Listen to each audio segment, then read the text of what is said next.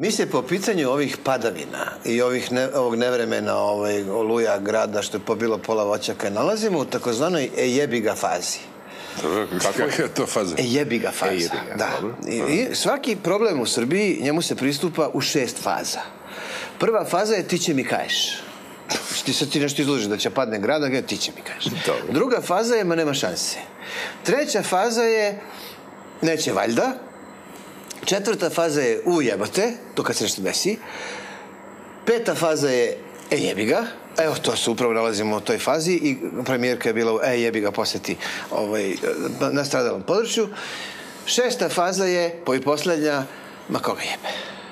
Aha, to tek sledi, jel? Tako je, da bome, to će tek da sledi u jednom trenutku kad se zaboravi da su bile i poplave i kako se zove, grad u junu mesecu i da treba da se kupe protivgradne rakete. Mi smo, dakle, u toj petoj, pretposlednjoj fazi i problem će se otprilike reši isto onako ko što se rešio na kraju problem ovih sirotana iz Zrenjanina što 14 godina ne mogu da piju vodu tekuću iz vodovoda zbog toga što, u stvari, mogu da se peru zubi samo njom. Opereš zube onda svetle tokom noći.